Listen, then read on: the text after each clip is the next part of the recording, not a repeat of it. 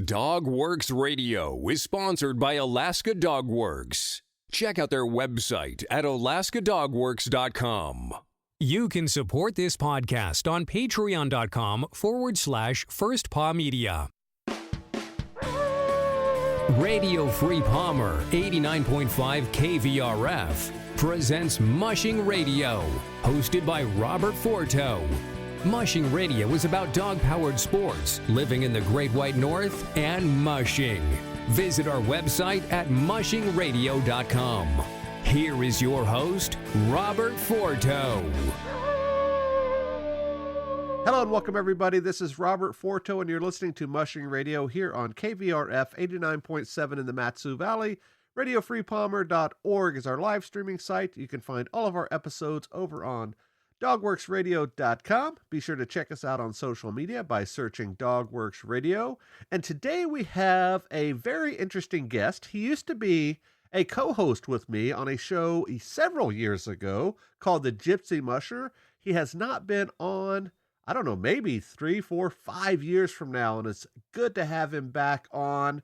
My friend Hugh Neff. Hugh, how's it going? Still a gypsy and still a musher.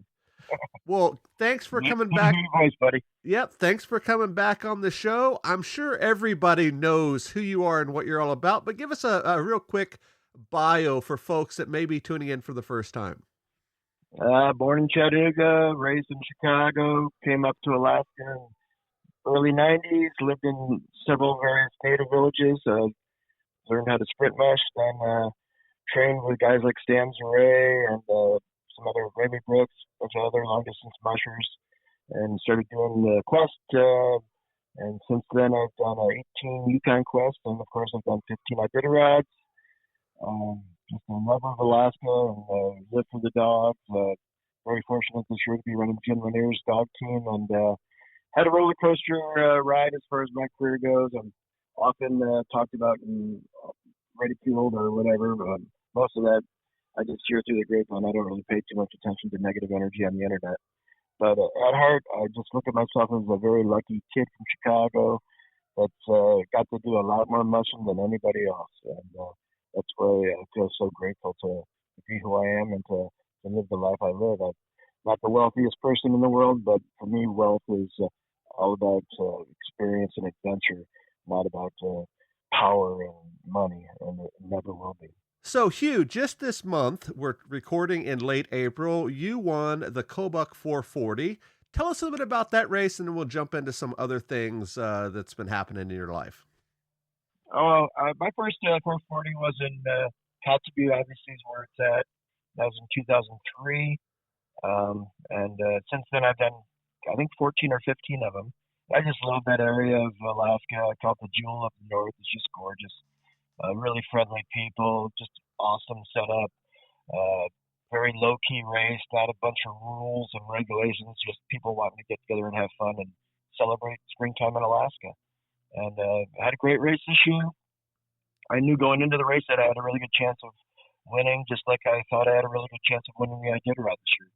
And that's because Jim Lanier's Northern White Kennel with his wife, Anna, they just have a beautiful, beautiful dog yard and just as many great dogs as well. And the beauty of the Northern Whites is not only do they run as a nice, solid unit, as a good team, but they're mostly females. I only had a few boys that I raced with all year. And it was definitely, these girls ran the show. There's been several other Iditarod mushers through the years that have run Jim's dogs. Gunnar Johnson last year, Nick Petit, Matt Paviglio, Larry Doherty, the list goes on and on. I was talking about it with Jim yesterday because I'm writing an article about the dogs right now. And we're talking about, a big advantage with having an all white fur dog team is they can handle the sunlight a lot better, especially in the springtime. Right. And I said, what else sets your dogs apart? And Jim looks at me and he smiles and he goes, notoriety. And they really do. I mean, whenever I'm on the trail and people look at the dog team, they usually say 2 words, either beautiful or gorgeous. And you've seen them out there in action. There's not another dog team like them out there. They're very, very special dogs that I fell in love with. I moved here in September. I was going through a divorce, and I wanted to, move on with life. Got left Fairbanks after the Fairbanks area after, in Tok after 25 years up there, and came down here. I did ride musher traveling and training out of Anchorage, and I thought of it as an honor, especially during the 50th anniversary. And then I came here in September, didn't really know what to expect, didn't know much about Chugiak. A friend of mine, Julie St. Louis, suggested I talk to Jim and Anna, who I've raced with for decades, and I have respect for both of them as mushers. Jim's the only musher to have done the Iditarod in every decade. He's just a magical dude. Interesting dog owner in the beginning. I was like, whoa, these trails are intense. Four-wheeler training, not going through bogs and really bumpy trail, and wasn't smooth training like I'm used to up in the Tok area that you probably remember back in the day. So this is some serious hardcore training. It wasn't about speed, it was about creating toughness.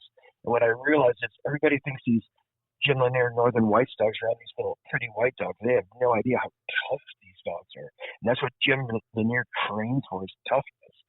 Jim's a retired pathologist, and he was a well-known doctor for years at Providence, and it's the way he analyzes dogs too. And the interesting part was there was one dog in the yard that we were having problems with, a little girl named Solo, and she was like 18 months old, and you try to put a harness on her, and she'd growl at you, and she'd be nipping. She was doing this to the Lanier family. She actually one time had Jim's son Jimmy like on the ground, flipped over. I was like, wow, this is one dominant little girl. And she's not that little. She's only 62 pounds, which is a fairly big girl. And it took me a while, but I realized, okay, she wants to be in charge. I'm just going to let her be in charge, and I'll be the somewhat submissive one. And I gently, took me a week or so, maybe 2 weeks to get the harness on. This is in September. Then through time, put her in the team. Most young dogs just start off towards the back of the team. And I just started watching her and going, this girl has so much energy and drive and that dominant it factor that I knew she was, I've had Walter and Annie and, Stevie Ray, and, I've had a lot of amazing dogs. And when I see that in a dog, it's just like, I knew that she's going to be amazing. So we start training, and after a couple of weeks, I decided to put her in the lead, and I noticed, holy cow, we're going at least a couple of miles an hour faster with this little yearling girl up there. And then Anna's like, Solo's Anna's little baby, sleeps on the bed at night, indoor dog, very lovely. All these dogs get loved up by several people on a daily basis. Jim has people coming all the time to help out with cleaning and stuff like that.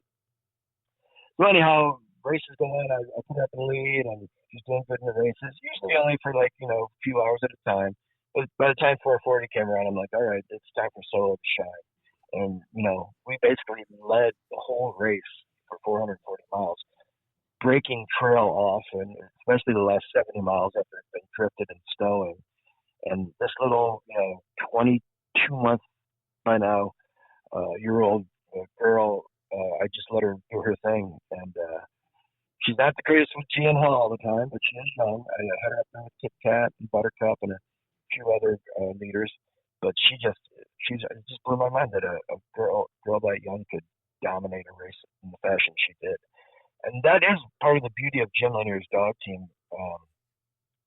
In the past, you say G and Hall, and maybe your leaders will cut to the right or the left, depending on which direction you want to go. And maybe a swing dog or two will try to tug the team in that direction as well. With Jim Lanier's dog team, every dog in my team was a leader, Robert.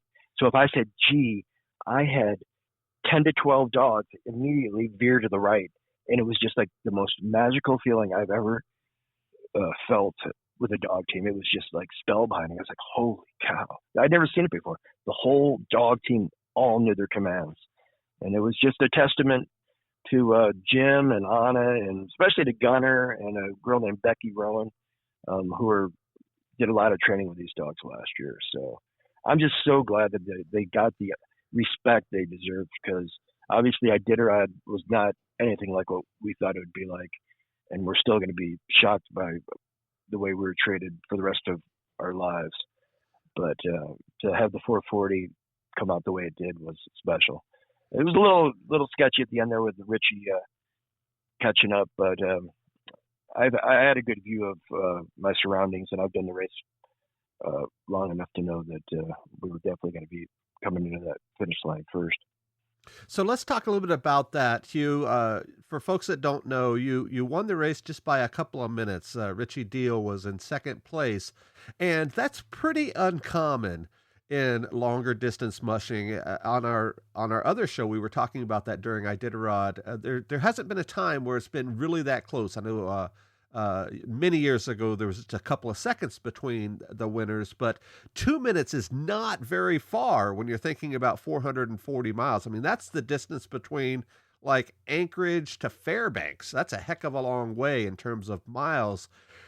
When did you know, Hugh, maybe it was at the very beginning when you took off and you knew you were having a great race, but when did you know that I've got this? I think I can win this race, pretty much hands down. I just knew from the beginning. I hate to be cocky, but to be quite honest, Robert, it's the same way we thought before Iditarod. And I know it shocked a lot of people. They're thinking, oh, look at Jim Lanier's Pretty White Dogs with that old has-been musher Hugh Neff. And I think that was a big factor in the way we were treated in Iditarod, is because people were shocked that we were doing so good. We weren't shocked at all. We've been training all year. I might have had some goofy,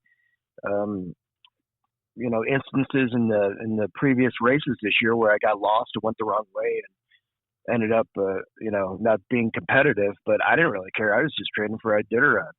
And so, if you ever go back and look at all the run rest schedules and the times, my speeds were much faster than any other dog teams. And as far as Iditarod, I had more rest than most of the people that I was traveling with. So we're big believers in the reason we were treated the way we were has a lot to do with people not wanting us to be a part of the competition, to be quite honest. I really I knew that Richie was going to be competitive. I figured Ryan Reddington in the 440. I just went into that race. I'm a big believer in karma and positive energy, and I just knew after what we had been through in Iditarod that good things were about to happen.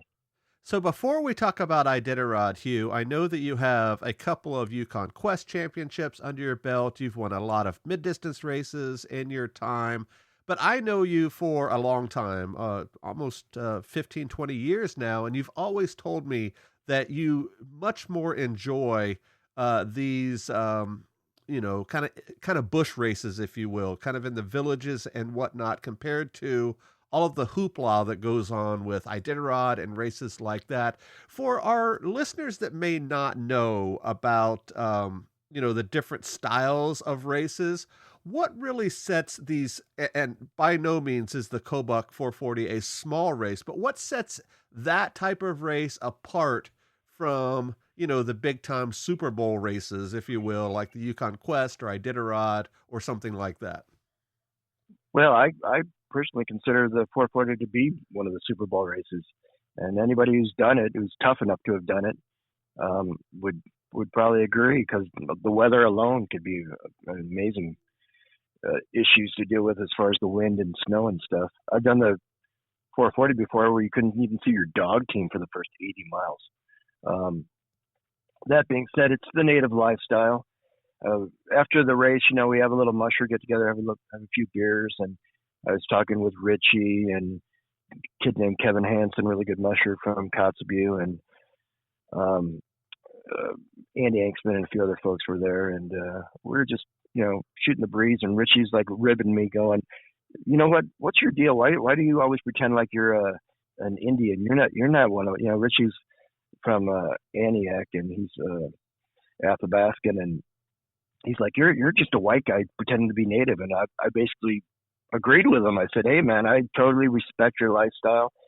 I've always honored and worshiped natives, not just in Alaska, but growing up I was an Eagle Scout in the Scouts, and we had this deal called the Order of the Arrow that I was a member of, and I read John Nearhart books about Sitting Bull and Chief Joseph, and all my heroes haven't been famous 4-time Iditarod champions. I've always been the native people, whether it's George Atla or Herbie Nakapuk or Isaac Okliasik, My mentor, Curtis Earhart, and his father, Lester, and their whole family always treated me like, a little step white cousin from Chicago. And so I've always just revered the native way. And I've always thought that the natives had a more of a connection with the land. And that's probably, why I love these bush races, is because it's away from all the corporate interests. And it's really, you got to have, sponsors and all that. But when they start dominating what a race is about, and it's less about the people and the land and the lifestyle and the dogs, and it's more about who's won this and blah, blah, blah, then that's not my cup of tea. I'm always going to be about the bush races, whether it's a 400 miler or whether it's a 14-mile race in Minto. The native people are who I really try to emulate. So let's talk a little bit about the fans and Iditarod itself. And I've been one to say many times on our podcast that I am not a fan of anyone per se. I don't have a favorite football team, don't have a favorite dog musher, whatever. But there is so much tribalism, not only in dog mushing, but also in every other sport. You have diehard Patriots fans or Cowboys fans who will go to the death to fight for their team. And I know that that's becoming more and more common in dog mushing. And right now, you're probably one of the more polarizing dog mushers there are. You have obviously Trident fans and you have a heck of a lot of detractors. What would you say to your fans? And then what would you say to your detractors? Like I've often said, you got to be a fan of all the dog teams. If you're just going for this musher or that musher, then what are the other mushers? Your enemies? I mean, come on, be real. Right. We're all Alaskans, right? So I live for Alaska. I knew many years ago when I came to Alaska that my life would not be about judged on, or I don't really care about what people think about me, because I know I would be judged by history and what I do for Alaska, and that's what I'm all about. I live and breathe the spirit of the great land. I always tell people that, I bleed blue and gold. And so for my detractors, you can go and do what you do, because if it ain't me, you're going to be doing it to somebody else. Like Lance Mackey once told me, you always have a bunch of people that'll like you. You're always going to have a bunch of people that aren't going to like you. And it has a lot more to do with them than it has to do with you.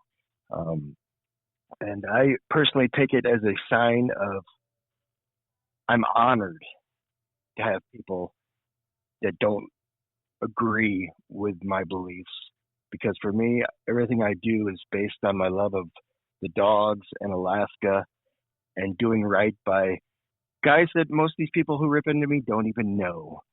Guys like Muktuk Marston, Joe Vogler, Wally Hickel. These are my heroes.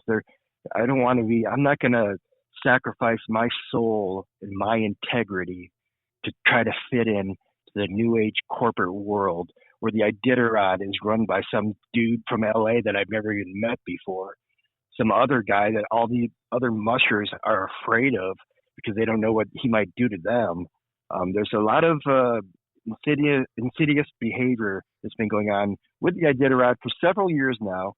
And most of the mushers are afraid to say anything, or they look the other way when another musher is being taken down for whatever reason, because they're all about their own, world, whether it's tourism or whatever they're trying to protect. And that's why dog mushing has been devolving for the last decade or so.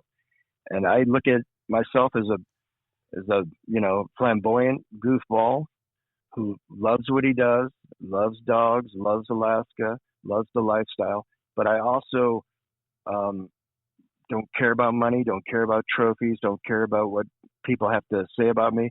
And I'm trying to represent those other mushers that in the past have been screwed over in one way or another. Often it's covered up and doesn't make the papers because I don't know what it is about the modern day media, but they don't seem to have the yearning to be investigative journalists like they did back in the day. Everybody just sort of wants to keep the Iditarod going despite how much improvement it needs. And that's what really irks me, what really just drives me nuts, and it still does today, is after I got kicked out in Ruby, I was there for 4 days, and then I was in Unalakleet for 3 days. But I was there.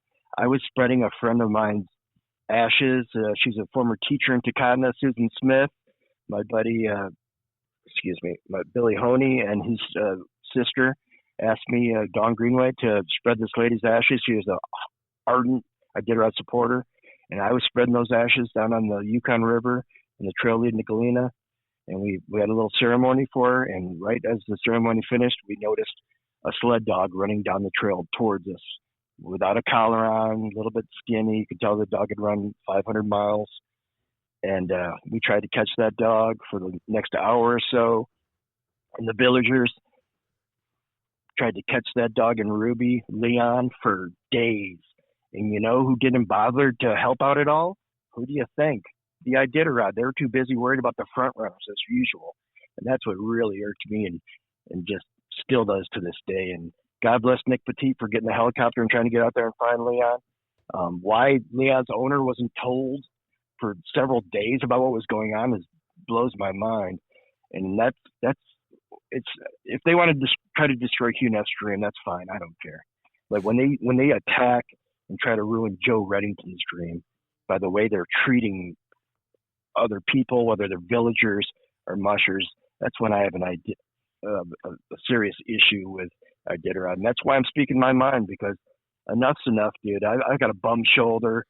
I've got, several body issues. I've done over 35,000 mile races and other events over the years. And when you sacrifice your body and your soul for what you believe in, sooner or later, you can't be the whipping boy anymore. You got to speak your mind. And that's what I'm doing now. And I definitely wanted to give you the platform for that. I know you and I had talked about this for quite a while, at least before Iditarod. We wanted to make sure you got on as well. You had just mentioned that you had run 35 long distance races. Iditarod, Yukon Quest, and you even ran one over in Europe as well. Was that the Finnmark Slope It, or which one was that? Yeah, one of my favorites. And I'll tell you what, I was thinking about that earlier today when I was feeding the yard. I'm heading over there to see my buddy Mats in a couple of days in Sweden, and be visiting folks from Norway and all over the Scandinavia. And whenever I go over there, they always have the same question: why are your races so disorganized over there? Why are they run in such a fashion where there's so much drama and fighting every year? When you go over to Norway, the mushers look out for each other. They have their squabbles, but they're also they're gentlemen and ladies when it comes to dog mushing, and they realize it's for the benefit of everyone if everybody puts on a good show and gets along with each other. And you just don't see that in modern day Alaska or modern day America. A lot of that has to do with the internet. We all know the internet has definitely changed all of our lives.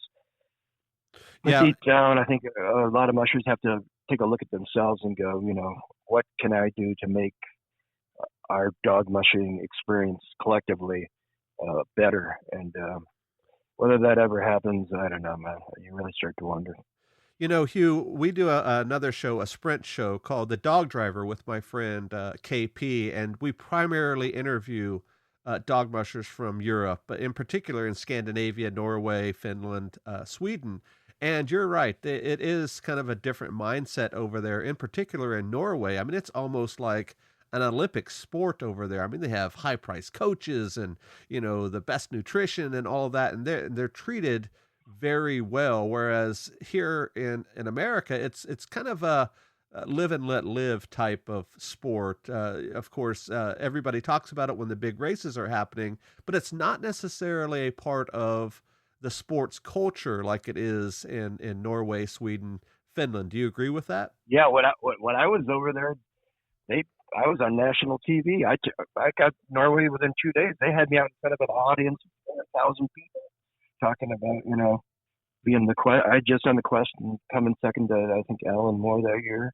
Got on a plane with my leaders, George and Joel, and went over there. And they asked me to give the speech in front of like 4,000 people. I'm like, oh, how are they going to understand English? But I guess, Norwegians are pretty enlightened people. Then after the Finnmark, I ended up coming in sixth place out of like 60 or 70 teams with a bunch of dogs I had met, just a few weeks previously. And they ended up making a movie about my experience. It was called Hugh Neff and the Finnmark Slope It. You can actually still watch that. It's on YouTube.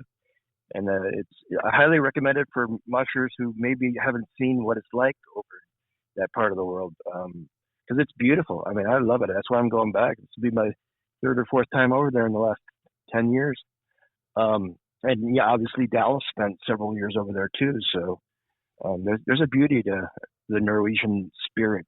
They're generally a people that it ain't about the money, because you don't get any money really. I think they have a 2-year program where the best results from a musher wins like a cabin or something, a cabin kit. So there's really no money involved. And that, I think most mushers are going to be like, well, we need money. But if money is going to destroy the race overall, then maybe we need to rethink how the money is allocated.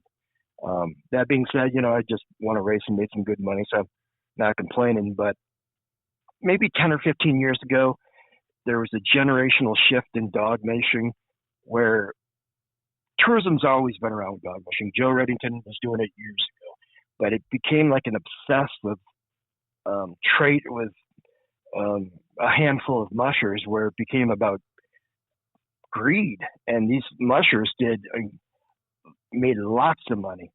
And that's what really, I believe, shifted the focus of Iditarod and some of the bigger races.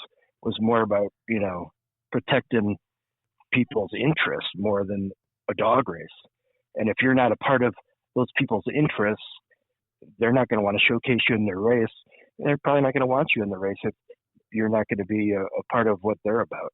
And I'm not a part of that. I don't really care about tourism. I mean, I like doing it, but for me, my life is about dog mushing, not dog tourism. Hugh, we're almost out of time here, and I have one final question for you. And you sort of already alluded to it. You said you're heading over to Sweden to hang out with a couple of buddies over there for a bit. You've worked with Jim now for the past year. I'm sure not only myself, but a lot of other folks would love to hear what's next for Hugh Neff. What's happening next year? Where do you see yourself in several years in the sport of dog mushing? Well, probably hopefully poor and penniless and running dogs, because that's all I care about, man. I mean, I'm one of these people that I would die for what I believe in, and I believe in Alaska. And that's why I love going around the world talking to people, whether it's in the lower 38 or in Scandinavia, Germany, Australia, wherever. I just love talking about the spirit of Alaska and the adventurous lifestyle that we're so lucky to be a part of. Right now, to be quite honest, I'm excited because I'm going to start writing a book about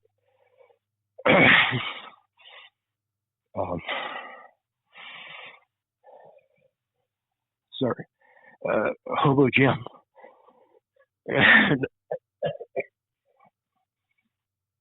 Everybody knows